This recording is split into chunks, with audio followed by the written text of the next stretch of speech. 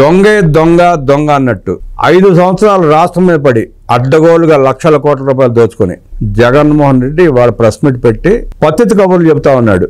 ఏయో పిచ్చ లెక్కలు వేసుకొచ్చి ఆ లెక్క అంటాడు, ఈ లెక్క అంటాడు. ఆయనకి ఏం చెప్పాలో ఆయనకి అర్థం కాదు. ఇన్ని చెప్తున్నాడు కానీ తను మద్యం స్కామ్ లో దోషేసుకున్న లక్షల కోట్ల గురించి మాట్లాడు. మద్యం స్కామ్ నేను చేయలేదని మాత్రం ఖండించట్లా. ధనంజయ రెడ్డి, కృష్ణమోహన్ రెడ్డి లాంటి వాళ్ళు ఇరుక్కున్నా సమర్థించుకునే ప్రయత్నం చేస్తున్నాడు తప్ప మద్యం స్కామ్ నేను చేయలేదని ఒక్క మాట మాట్లాడేంత వరకు ఈ రోజు ప్రెస్ మీట్ లో కూడా వీటన్నిటి మీద సమగ్రంగా విశ్లేషించడానికి మనతో పాటు రాయలసీమ బిడ్డ అశోక్ కుమార్ అన్నాడు. ఆయన అడిగి మనం మెసేజ్ తెలుసుకునే ప్రయత్నం చేద్దాం. నమస్తే. నమస్తే sir. Jaganmohan Reddy press meet చూశారు. ఆయన మాట్లాడే విధానం చూస్తున్నారు. దోచుకున్న విధానం చూశారు. రాష్ట్రం మీద పడి పందికొక్కుల పొలాల్లో ఏనుగులు గుంపు పడ్డట్టు, అడవి పందులు గుంపు పడ్డట్టు పడి 20 లక్షల కోట్లకు పైన దోచేశారు వీళ్ళు. ఏ రకంగా గాను దీనంతా ఎలా చూస్తారు, ఎలా విశ్లేషిస్తారు? మాట్లాడినప్పుడు మనకు తెలుస్తుంది కదా సార్, దాని నిజాలు ఏందని వెలికి తీసే బాధ్యత నా పైన ఉంది. కాబట్టి 10 నిమిషాలు చూస్తే ఆ 10 నిమిషాలు ఏముందంటే ఆయన ఏదైనా లిక్కర్ స్కామ్ గురించి మాట్లాడినాడేమో చూద్దాం అనే ప్రయత్నం చేశాను. ఎక్కడ లిక్కర్ స్కామ్ గురించి ప్రస్తావన లేదు. సరే ఏం మాట్లాడినాడు రా అయ్యా అంటే చంద్రబాబు అది చేయలేదను ఇది చేయలేదని యాజ్ యూజువల్ పాత చింతకాయ పచ్చడి లెక్కన మాట్లాడినాడు. జగన్మోహన్ రెడ్డి గారు ఈ రోజు ప్రెస్ మీట్లో చూస్తూ ఉంటే సార్, నిజంగా ఒక రాష్ట్ర ముఖ్యమంత్రి హోదాలో ఆయన వ్యవహరించిన జగన్మోహన్ రెడ్డి గారు దయనీయంగా తయారైపోయినది ఆయన పరిస్థితి. ఎందుకంటే సాక్షి ఛానల్లో వెంకటరెడ్డి అనే ఒక అతను కూర్చొని మాట్లాడుతూ ఉంటాడు. ఆ పేపర్లు ఈ పేపర్లు తెచ్చుకొని ఇంకా ఇది తల్లికి వందనం అమలు కాలేదని, లేకుండా బస్సు మహిళలకు ఫ్రీ బస్సు అమలు కాలేదని, ఇలాంటి దీపం 2 పథకం అమలు కాలేదని ఈ యాంగిల్లో చెప్తుంటారు. Exactly copy paste Jaganmohan Reddy garu నేను చూసిన 10 నిమిషాలు చెప్పారు. దీన్నంతా ఏంటంటే ఏదైనా జగన్మోహన్ రెడ్డి గారి స్థాయికి మాట్లాడేటప్పుడు ఒక రేంజ్ లో లిక్కర్ స్కామ్ లో మీకు చేతనైతే కొండలు ఎలికిన పడతారేమో, ఆ ఎలికిని కూడా పట్టలేరని జగన్మోహన్ రెడ్డి గారు ధైర్యంగా చెప్తాడని నేను అనుకున్నాను. 90% ఆఫ్ ద ఇది లిక్కర్ స్కామ్ కి సంబంధించి మొత్తం వ్యవహారం అయిపోయింది సార్, విచారణ దశగా అయిపోయింది. ఇంకా ఉండేది ఎవరన్నా ఉన్నారంటే ఆ పెద్ద బాస్, ఆ పెద్ద దొంగ ఎవరైతే ఉన్నారో ఆ దొంగకి డబ్బులు ఎట్ట చేరినాయి అనేది చూడాల్సిన ఫైనల్ దశలో ఉంది విచారణ. దీనిపైన మాట్లాడతాడని చెప్పి మెయిన్ స్ట్రీమ్ మీడియా అయితే మరీ సార్ కోడే కూర్చొని జగన్మోహన్ రెడ్డి గారు లిక్కర్ స్కామ్ గురించి మాట్లాడతాడని.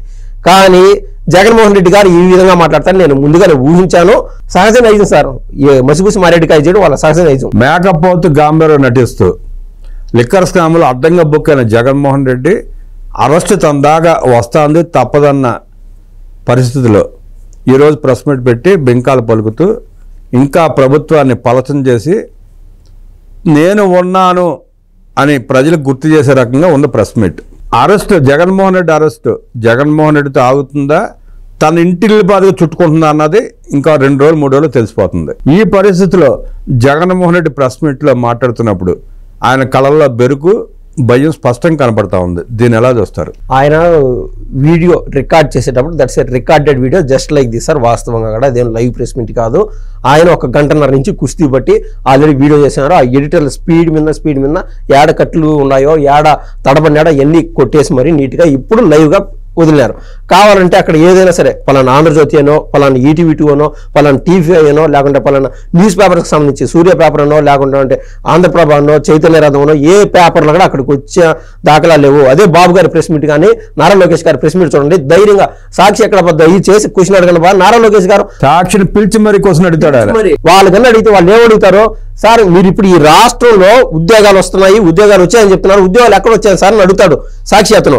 నారా లోకేష్ గారు భయం బెరుకు లేకుండా నిజాన్ని నిర్భయంగా ఓపెన్ గా, అయ్యా ఇవన్నీ ఆల్రెడీ ఫౌండేషన్ లెవెల్ మొదలు పెట్టినాము, 8 లక్షల కోట్ల మేర ఆల్రెడీ పెట్టుబడి పెట్టున్నారు, దీని మూలాన 5.5 లక్షల పైన ఉద్యోగాలు ఖచ్చితంగా వస్తున్నాయి, 2 నెలల నుంచి 3 నెలలు చూస్తా ఉండండి, ఆటోమేటిక్ గా ప్రాసెస్ అంటూ బిగిన్ అయిపోతుందని చెప్పి నారా లోకేష్ గారు ధైర్యంగా చెప్తారు.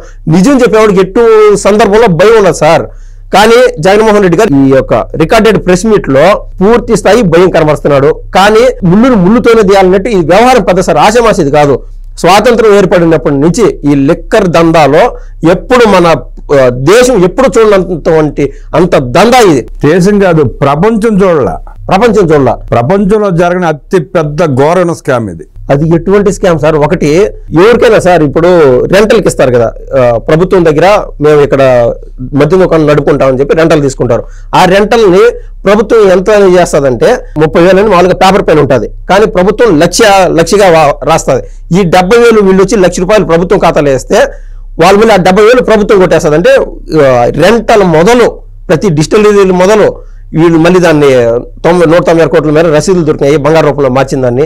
ప్రతిదీ ఒక వ్యవహార శైలిలో సార్ ఒకవేళ జగన్మోహన్ రెడ్డి గారు కన్నా ఈ తప్పకన వచ్చినంటే ఖచ్చితంగా ప్రధానమంత్రి నరేంద్ర మోడీ గారు కూడా ఎసరయ్యేది.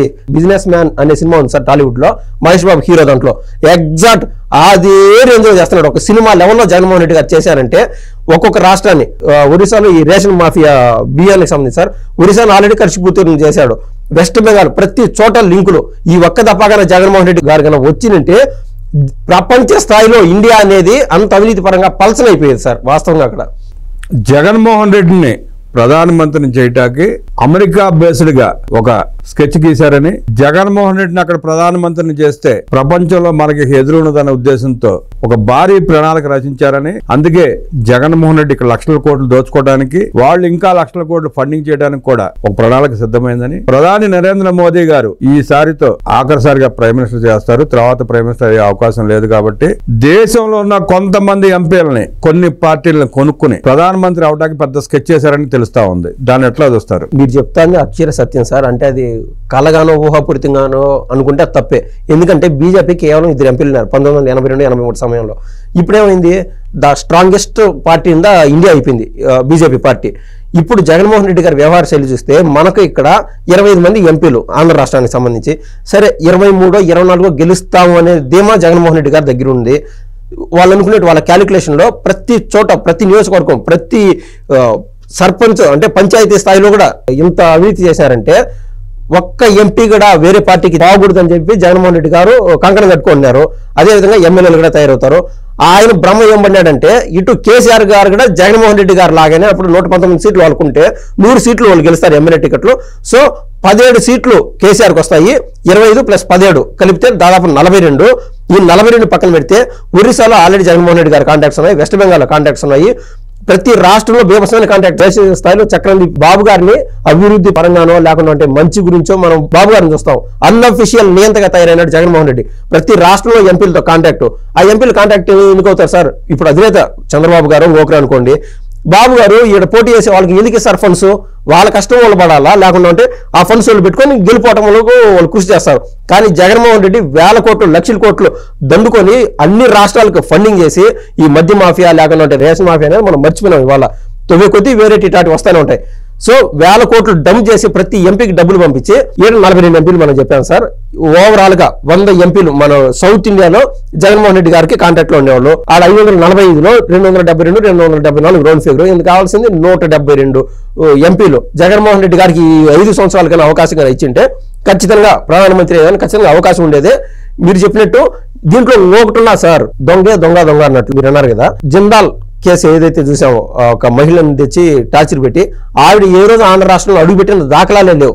ఆవిడని తెచ్చి ఇక్కడ తీసుకొచ్చి ఈడ కేసులు పెట్టి ఏ విధంగా అయితే చేశారో అదే రకాన సార్ విదేశాల నుంచి ఒక మతానికి సంబంధించిన ఫండింగ్ స్వయానికి జగన్మోహన్ రెడ్డి అయితేనే మనోడైతేనే భారతదేశాన్ని ఏలాలని చెప్పి సంబంధం లేని వాళ్ళు అక్కడెక్కడ మహారాష్ట్రకు సంబంధించి ఆడ స్విచ్ చేస్తే ఇక్కడ లైట్లు వెలిగిందో విదేశాలకు సంబంధించిన ఒక మతానికి సంబంధించిన వారు జగన్మోహన్ రెడ్డి గారు బ్యాక్ ఎండ్ లో ఉండి ప్రధానమంత్రి అయ్యేదానికి కృషి చేస్తా ఉన్నారు అనేది మాట వాస్తవం. మన రాముడు అనుకోండి, ఏ దేవుడు అనుకోండి, ఆ దేవుడు దయ వల్ల మన ఆంధ్ర రాష్ట్రాన్ని ఆ దేవుడే కాపాడినాడు అనుకోవాలా, లేదా బాబు గారి విజన్, నారా లోకేష్ గారి యొక్క పట్టుదల, పవన్ కళ్యాణ్ గారి యొక్క నిజాయితీ, ఆయన చరిష్మా ఆంధ్ర రాష్ట్రాన్ని కాపాడినాయని చెప్పడం ఎటువంటి అతిశక్తి లేదు సార్. ఉమ్మడి ఆంధ్రప్రదేశ్ లో తండ్రి రాజశేఖర రెడ్డి లక్షల కోట్లు దోచేస్తే విభజిత ఆంధ్రప్రదేశ్ లో కొడుకు అడ్డగోలుగా 25 లక్షల కోట్లు దోచేశాడు. ఈ దోపిడీకి తోడు కొన్ని మత శక్తులు ప్రేరేపిస్తూ భారతదేశంలో తమ ఆధిపత్యాన్ని నిరూపించుకోవాలనే ఉద్దేశంతో జగన్మోహన్ రెడ్డి లాంటి సైకోల్ని, ముఠాకోరుల్ని అడ్డం పెట్టుకుని ఏదో చేద్దామని ఊహించుకున్నారు.